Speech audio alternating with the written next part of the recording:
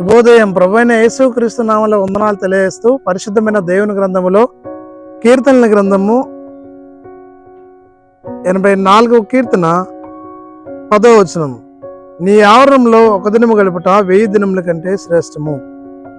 ప్రార్థన. మహోన్నతుడా, నీకు స్తుతి స్తోత్రాలు చెల్లించుకుంటూ వాక్యము ధ్యానిస్తుండగా మీ సన్నిధి మాతో ఉంచి నడిపించమని యేసయ్య నామంలో ప్రార్థించి అడుగుచున్నాము తండ్రి. ఆమేన్. దేవుని ఆవరణములో ఒక దినము నివసించుట 1000 దినముల కంటే శ్రేష్టమును.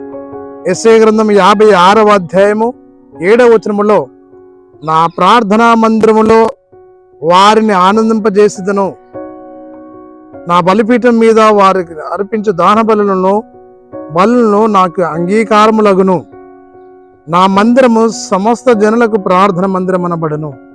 దేవుని మందిరము ప్రార్థన మందిరం. ఇదిగో ఇక్కడ మనకు కనబడుతున్న సుందరమైన మందిరం ఎంబీ ఒలివ సంఘం. ఈ మందిరములో వచ్చి అందరూ ప్రార్థన చేసి దేవుని ఆశీర్వాదం పొందుకోవాలని సుందరమైన మందిరం నిర్మించబడి ఉన్నది. ఇది ప్రార్థన మందిరం. ఈ స్థలమందు చేయబడు ప్రార్థనను దేవుడు విని సమాధానమును, సంతోషమును, ఆరోగ్యమును, ఆశీర్వాదములు అనుగ్రహించు దేవుడై ఉన్నాడు. అంత మాత్రమే కాకుండా ఆ ప్రార్థన మందిరములో వారిని ఆనందింపజేసేదను అని వాక్యం సెలవిస్తూ ఉంది. దేవుని మందిరంలో ఆనందం ఉంది, దీవెన ఉంది, ఆశీర్వాదం ఉంది.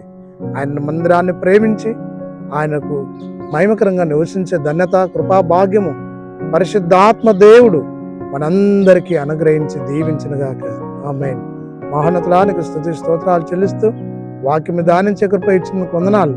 ఆన్లైన్లో వీక్షిస్తున్న వారిని, ప్రతి సహోదరుని కుటుంబాలను, ఆయన క్రైస్తవ కుటుంబాలను, విశ్వాసులను మీరు దీవించమని, సంఘంలో సమాజంలో నివసిస్తూ మీ మందిరాన్ని ప్రేమించి నీ సన్నిధానానికి వచ్చి నేను స్తుతించేవారు, గణపరిచేవారుగా మా అందరినీ సిద్ధపరచమని యేసు నామములో ప్రార్థించి అడుగుచున్నాము తండ్రి.